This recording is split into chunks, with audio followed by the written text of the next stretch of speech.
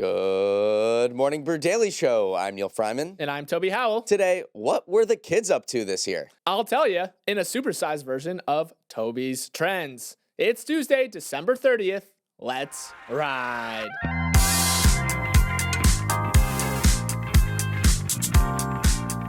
Now, everyone's second favorite segment on the podcast behind Neal's numbers is Toby's Trends. It's where I take a deep dive into the business world and emerge with a trend that will have your grandparents going, "Now, how did you get so smart?" For this special holiday week episode, the team and I went back and combed through every trend we talked about this year. Some of them are random, 6, 7. Some of them fit into a broader theme, but all of them will make you feel smart if you bring them up in front of your friends. So, Neal, are you ready to have your mind blowing? Let's do it. But first, a word from our sponsor, Public. Neal, I have to talk to you about something. Toby, for the last time, I do not want to hear about your golf trip last weekend. No. It's Public. Before on Public, you could build a multi-asset portfolio of stocks, bonds, options, and crypto. But now, in addition to that, they have generated assets, which allow you to turn any idea into an investable index with AI. You can type in any prompt like AI-powered supply chain companies with positive free cash flow or defense tech companies growing revenue 25% year over year. Okay, that's legitimately cool. So with generated assets, you can create investable indexes, kind of like ETFs, but they are your own ideas. Yep, completely customizable, just like my golf swing. Get started at public.com/morningbrew and earn a uncapped 1% bonus when you transfer your portfolio. That's public.com/morningbrew.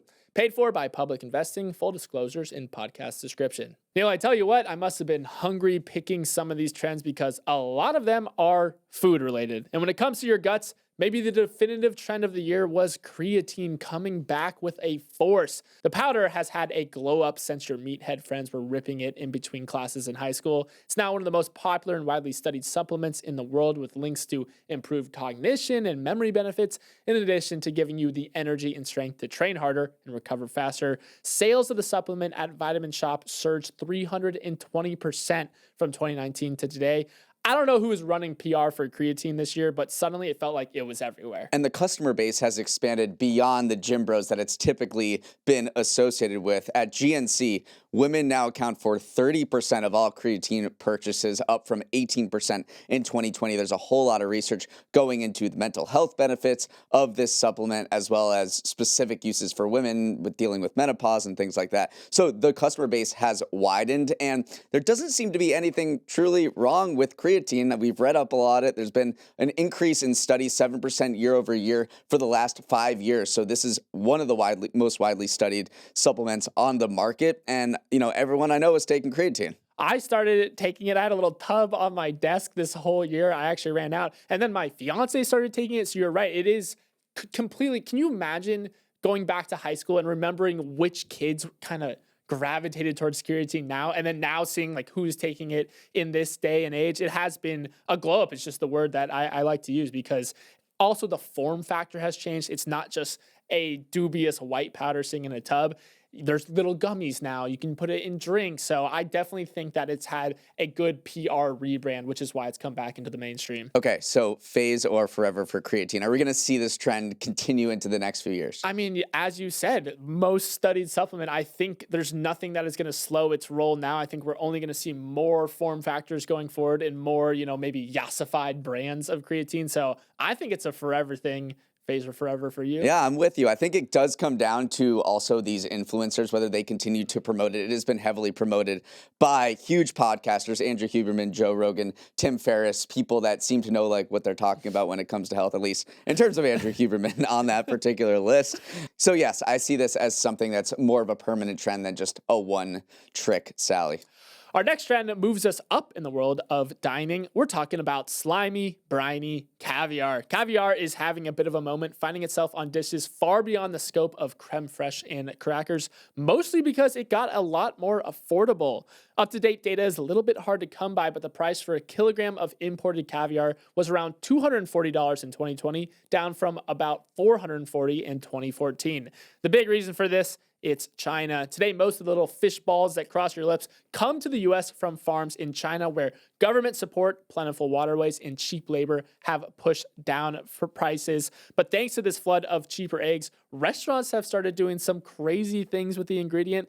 Kokodak, a Korean fried chicken restaurant in New York City, puts a dollop on top of a McDonald's-style chicken nugget, while you can get a $68 sour cream and onion dip in Nashville adorned with the fancy orbs. Neal, this used to be an unattainable symbol of luxury, but now it's entered the mainstream dining experience. I think the foundation for the caviar boom was laid down back in 2020 and 2021 during lockdowns, when these caviar companies, as well as fine dining restaurants, they were closed and they needed a way to reach consumers. So what they did was go direct to consumer and sell it to you directly online. So people were bringing caviar into their homes and then doing quote unquote caviar bumps. And that was a huge thing on social media. It spread widely on the internet, and people were seeing caviar as a way to have a little fun and be a little indulgent at a time when you were at home. And then all of these restaurants, once they opened back up, hopped on the trend, and they can because caviar got a lot cheaper because of the flood in from China. I think that restaurants are treating it as a loss leader in a lot of ways, where people will post them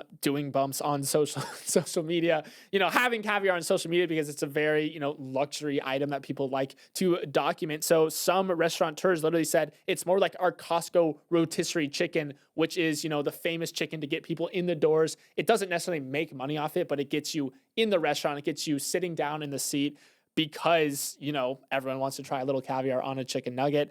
Okay, Neal, phase or forever? Phase. I think caviar is a phase.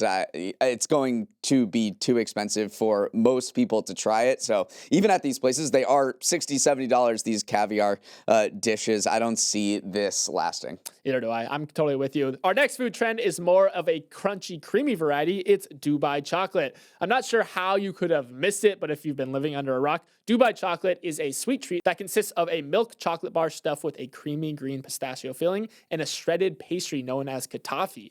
First made by an Emirati chocolatier, it initially debuted to modest success back in 2021, but that totally changed after the smashing success of one TikTok, a video posted in December of 2023 that features a girl just eating Dubai chocolate in her car.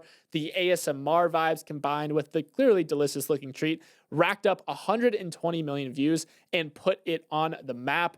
Also, it put some strain on one key ingredient. One nut trader told the Financial Times that the pistachio world is basically tapped out at the moment, with the craze pushing prices to over $10 a pound, a 34% rise in just a year. Neal, after doing this story back in April, you literally could not escape Dubai chocolate. It felt like the Labubu of the confectionery world. You could not escape it. Trader Joe's sells a Dubai chocolate bar. IHOP did a limited time Dubai pancake stack, which sounds absolutely incredible. Baskin-Robbins had an ice cream flavor for Dubai chocolate. Costco, Walmart, QVC, Lindt. You go down the line, and every single brand that sells anything remotely connected to chocolate or confections or candy or even pancakes was hopping on this trend. And even Hershey's earlier this month came out with its own Dubai-inspired chocolate bar. And when Hershey's buys into this, I think there's the idea that this is not just a flash in the pan, but something that's a little more lasting here. So I already gave you my answer. I think Dubai chocolate is going to be lasting. It has the right texture and it has that creamy filling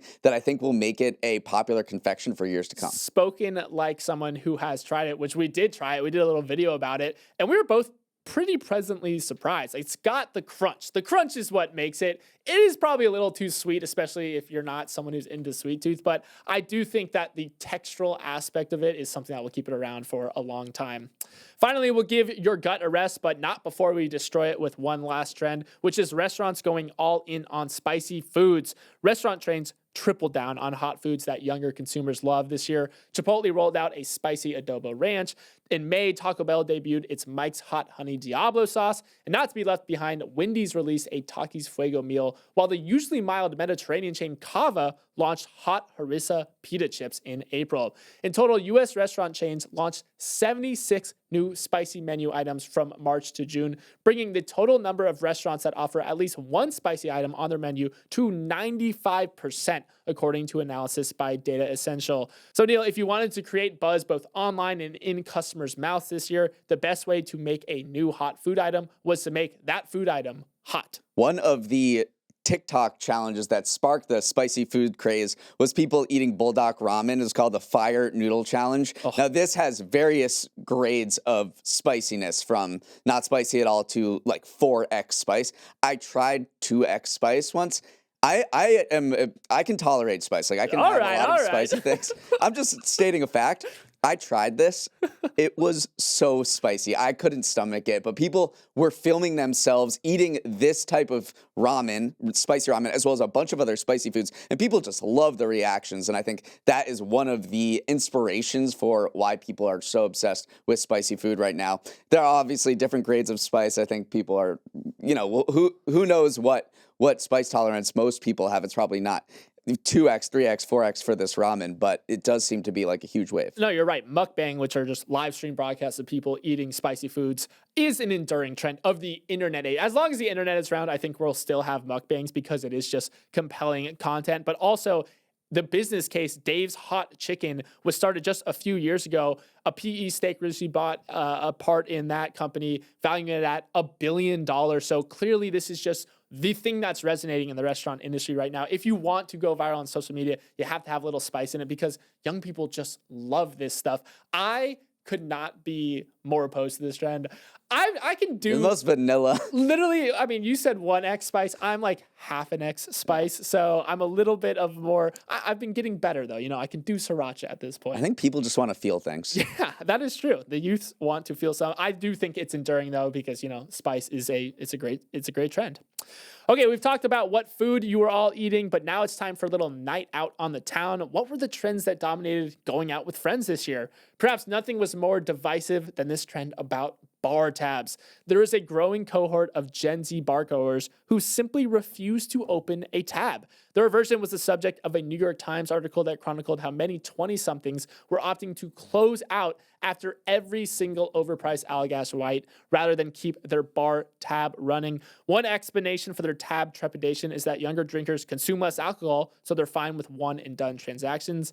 Mainly, though, they just don't like carrying the mental weight. It increases anxiety in me when I leave a tab open, a 26-year-old beer sales rep told The Times. Neal, what the heck is going on here? What do you think about this shift in bar etiquette? Maybe it's the 34-year-old in me, but I hate this trend. I think you should leave a tab open because one of life's great satisfactions is you're at a table with all your friends and someone goes, hey, can I have another round? Or like, I'm going to go up to the bar. Does anyone want anything? And then you just say, yeah, I got a tab open. Just put it on my tab. Like, that is the best feeling in the world. And this could not be more annoying for bartenders or people who own bars, because one of the hidden major costs of bars, other than labor and rent, is credit card swipe fees. Those are substantial. So every time you're swiping a card that you don't have to because someone didn't leave a tab open, that is more money coming out of your bank account, let alone all the time it takes to do that every single time while you're trying to serve others who are lined up at the bar 2, 3, 4 deep. So I'm totally against this trend. I completely understand why they're doing it,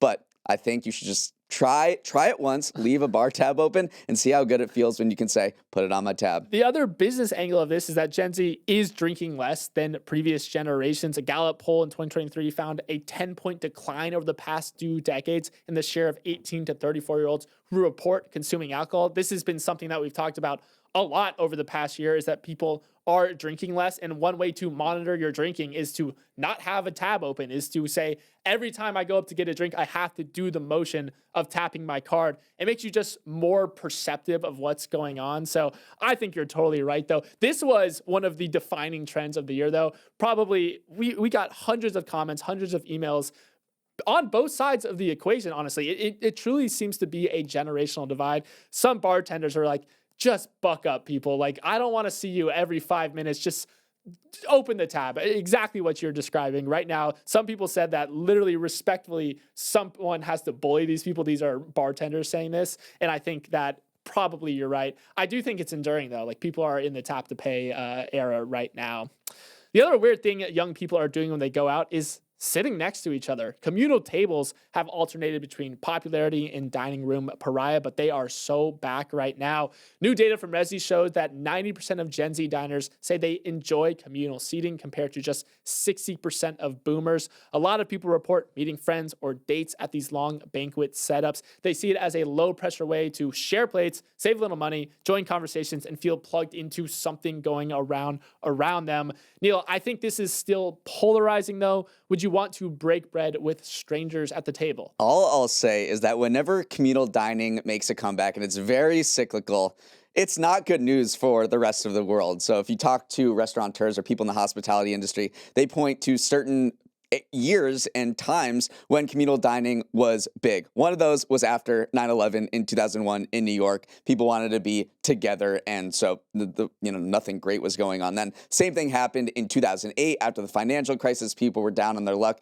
They wanted to be together. Communal dining rose. And then if you go all the way back to the Second World War, there were a huge amount of communal dining in the UK. This was promoted by Winston Churchill as a way of promoting togetherness during tough times. So the bottom line is, I think whenever it's maybe a recession indicator when you see communal dining on the rise. And for that reason, I'm going to say this is a total phase and it's not something that's more permanent. The only time I think communal dining is fun is on the ski mountain where like everyone comes in, there's no space for everyone. You just got to sit down and say, hey, how was it out there? That's the only time I can remember consciously saying, oh yeah, it's totally fine to sit next to strangers. But I don't know what other scenario I would do it in, like a beer hall or something like that. Yeah, I guess it goes back to the other trend. Gen Z is drinking less, so maybe they're not showing up in beer halls. So some conflicting data points there because, yeah, people want to hang out, and yet they're trepidatious about, drinking and going out. So I think you are right. It shifts. Sometimes it's bowling alone. Sometimes it's dining out with friends. It just ebbs and flows as society changes. So we all know you guys were eating with each other and not starting tabs. What were you up to when you were on your own time? What hobbies were in vogue this year? And I hate to break it to you, but y'all some grandmas. A growing portion of young Americans are taking up grandma hobbies, skipping middle age entirely, as the Wall Street Journal put it, and embracing main character in a cozy British miniseries vibes. Grandma hobbies, or granny core, includes doing things like joining a knitting circle, junk journaling, or really anything low-tech that requires less scrolling and more slip stitches. In a survey of 2,000 U.S. adults, the research firm Mintel found that 86% of Gen Z identifies as crafters. The market is catching on too. Shopify reported in May alone that sales of cross-stitch patterns jumped 89% year over year, while embroidered canvas sales climbed 88%. I think for a lot of people, it's just nice to make something that isn't made up of pixels. So many of your trends, I think we need to talk about in the context of we just had a global pandemic, right? Like just 4 or 5 years ago, everyone was inside their homes. There was no socialization. There was a lot of isolation. I think a lot of the trends that we've been talking about are born straight from the pandemic, specifically among Gen Z who had their college careers cut short and they had to do Zoom classes. And they're just looking for a way to be with each other at a time of, screens are everywhere and they weren't able to socialize with each other during extremely formative years. So I think this is one way, this granny core, granny skills and crafting is one way for people to be together at a time when they had all these things cut short for them. I also noticed that people say this with a bunch of pride, like low-key pride. They're like, yeah, I have a lot of granny hobbies. And you're supposed, they say it as in a way of that's seems to be self-demeaning, but you can tell inside they are actually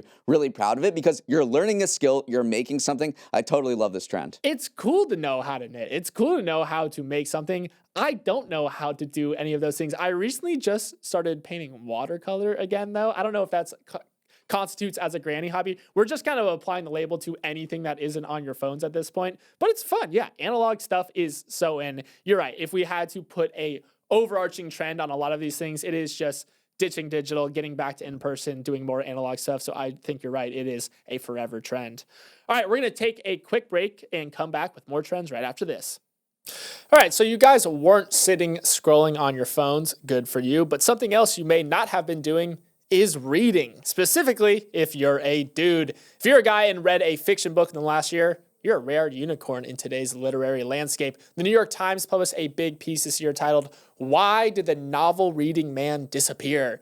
In it, they noted that the book industry skews heavily female, with a 2023 study from Lee and Low finding that 71% of publishing's workforce are women. There is also the famous stat cited in many an op-ed that men account for only 20% of the fiction market compared to 80% for women.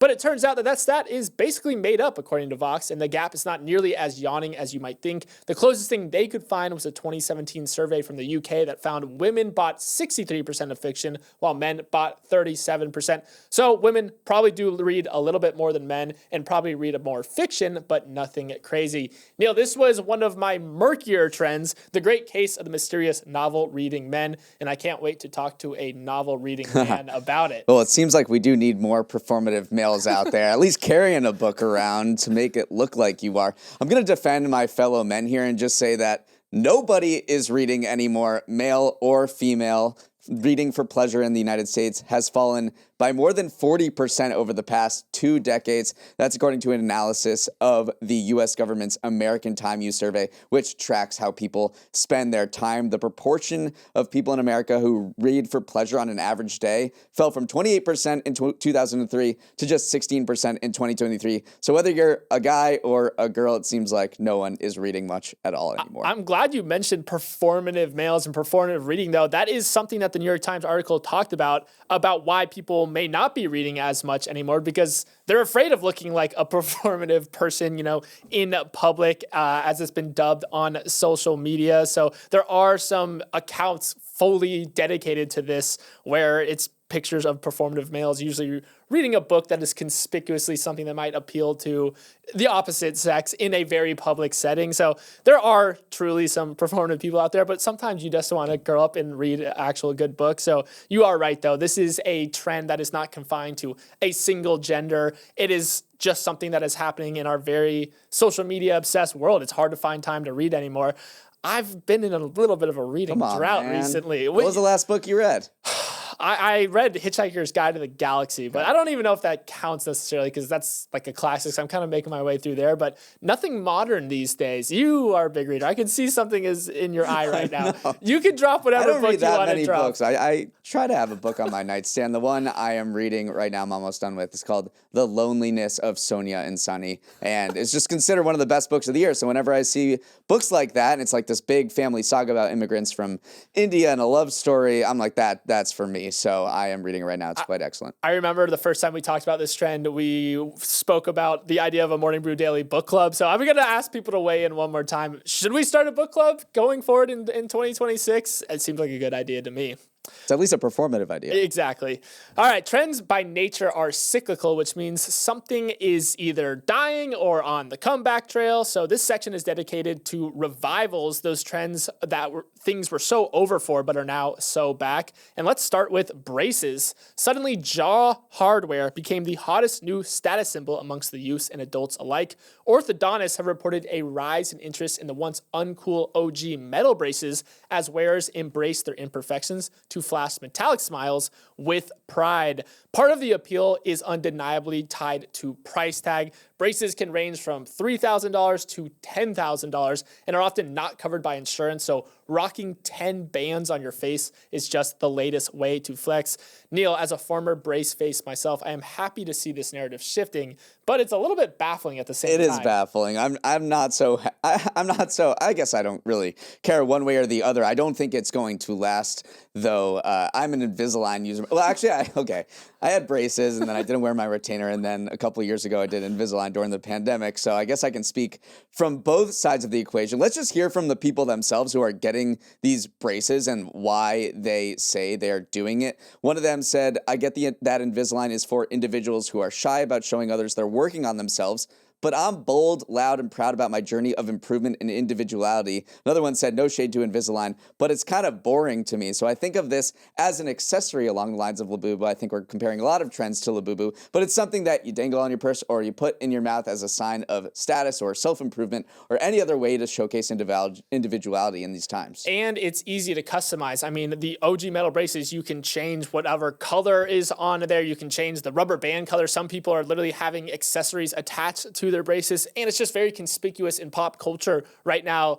Lil Uzi Vert proudly flaunts his orthodontics.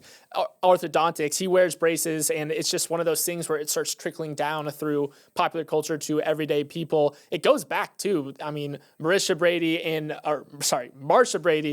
the Brady Bunch. She had braces. Then America Ferrera in Ugly Betty. Like, these are very famous brace faces. So they've kind of just never really left culture. Now it's coming into, you know, what the youths are listening to with Lily Uzi Vert as well. Other than braces, cigarettes are also so back. Half of all movies released last year featured tobacco imagery, a 10% year-over-year increase. Despite smoking rates for the overall population hovering around historic lows, celebrities off-screen seem to be lighting up left and right. Addison Rae sings about it in a new song. Lorde also reminisces about the best cigarette of her life on her recent album.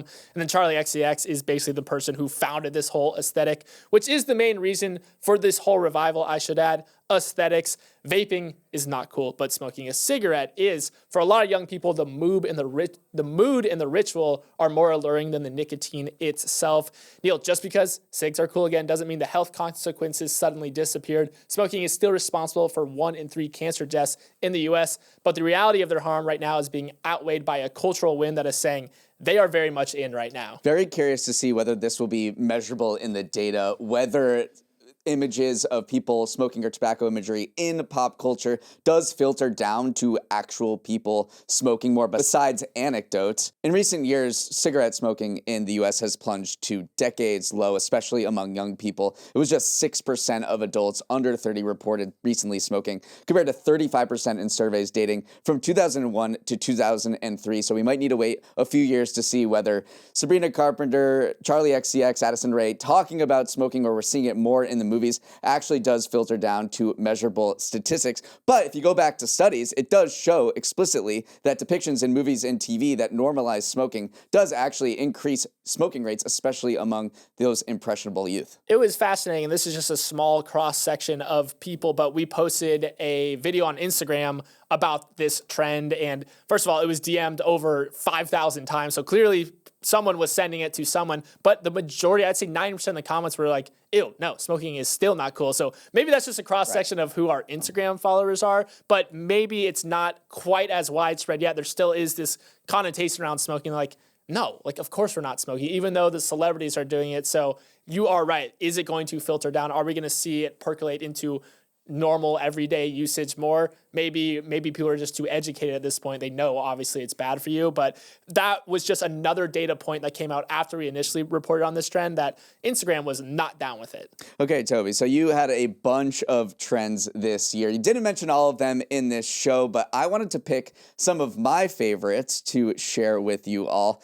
The first one, I don't know how you didn't mention it, but well, I understand why you didn't mention it. It's two numbers, the number 6 and the number 7. The youth, Gen Z, no, it's not even Gen Z, it was Gen Alpha, just fell in love with these two numbers, 6, 7, back to back, and we're just cracking jokes about it. It doesn't really mean anything. The point of it was just to baffle adults, and it just got everywhere this year. You even saw basketball games, college basketball games, that got up to the score of 67, and then the crowd just goes absolutely wild. The announcers get in on the joke as well. So what did you think of 6, 7? I'll tell you what I think. I think it's hilarious. Like, I would, if I was a kid right now, I would be all in on 6, 7. It just seems like a hilarious, absurdist joke that would be totally up my alley. And whenever I see it happen in life or on TV or on social media, I crack up. I love 6, 7. It's great because the fact that you like it means it's on a slow death spiral, because if Neal thinks it's funny and cool, True. There's no way the middle schoolers are going to keep thinking it's cool. This was probably the trend of, I've said that probably 4 times, but trend of the year in terms of the actual use. I was out at Halloween after we reported on this trend, and the streets of New York were filled with kids. One kid says 6, 7, and it really is like a mind virus. It spreads from one group to the other. The entire street all of a sudden is, doing the hand motions, saying 6, 7. I hope our episode on this educated some very confused adults about it, because it is a nonsense trend inherently. It's meant to make you feel like you have no idea what's going on. So if you understand that aspect of it, you understand the trend. There's a whole lore behind it as well. Look it up on Instagram. There's some deep internet archives of it as well. But yes, I don't know how I forgot to mention it. 6'7", not gonna survive. I hope it doesn't survive. All right, here's another trend that I really loved, and that's the business of history is booming. Maybe people aren't reading that much anymore. The overall book market was flat in the United States, but history books were up 6% in the past year. And then over in the UK and Ireland in 2023, they spent more on history books than at any point since records began in 1998. One of the most popular podcasts now is The Rest in History. Was downloaded 12.5 million times per month. That's more popular than This American Life. It's just two guys talking about history. And then, of course, Hardcore History is one of the most popular history podcasts in the world. For some reason, it seems like people are seeking out history. Maybe the people were right, that men are thinking about the Roman Empire every single day of their lives. One of the things that usually corresponds with people getting interested in the past is periods of profound technological or sociological change. A mania for the past arises when everything is moving so quickly around you. We're in an age of rapid technological change with AI adoption. So people tend to look backwards a little bit to figure out why we are the way that we are. Like, history is always going to be popular, but especially in these flashpan moments. So, and as you just get older, the past becomes more meaningful for you just in general. So as podcasting matures as an industry, as, you know, people listen online, obviously these things are going to become more popular. So I remember when we reported on this trend, we were saying, should we start a little history podcast? Like, clearly this is, you know, the booming side of the industry. And it also comes at a time, or maybe it's a result of enrollment in history classes going way down. In the United States, spring enrollment for history by undergrads on four-year courses was down 15% since 2019. So maybe people are still looking for that history fix that they're not getting in their classes because they're just not taking history classes anymore, which I guess I completely understand. They're not reading. They're not taking history classes. What are you doing these days, Okay, everyone? well, I'll tell you what they're doing. They're walking fast, and that is the final trend of this episode that I want to talk about. There was this study that looked at certain areas of major U.S. cities: Philadelphia's Chestnut Street, Boston's Downtown Crossing, and New York City's Metropolitan Museum of Art and Bryant Park. So these researchers, I don't think it was the same ones, but they looked at how fast people were walking, or they were just looking at what interactions on the streets were like from 1980 to 30 years later, 2010. And what they found was that pedestrians walked faster by 15% in 2010 than they had in 1980. There were less interactions, there was less grouping. So people are just on the move these days. What do you think about this? I mean, it's all traces back to cell phones. It always feels like people blame everything on social media and cell phones, but the fact that your head is down looking at a phone means you are stopping less to talk to those people around you. So that definitely contributes to it. Also, people in the observed areas had their incomes rise over that time. And so the cost of strolling around started to rise. So the opportunity cost of not, being in front of a computer and making money starts to rise as you make more money. So maybe as these areas became wealthier, people started realizing that their time had a value to it as well, which is why they're not strolling as much. Anecdotally, obviously, it makes sense too. I mean, I hate slow walkers. I'm not a stroller by any sense of the word. Are you a stroller? No, I walk fast. But I do agree that we could all use a little more stoop chilling these days and just a little more pondering on the streets instead of going from point A to B, even though I don't actually do that in practice. I know. It speaks to the lack of third places too. You could put an overarching trend on all of these trends where we're just not hanging out quite as much anymore. So maybe you need to stop walking as fast, do your gram activities, eat some spicy food, drink some creatine, just combine it all into one mega Toby's trend. All right, I think that's a great place to end. That is all the time we have. Thanks so much for starting your morning with us. Have a great rest of your day. If you want to get in touch, send a note to morningbrewdaily.com.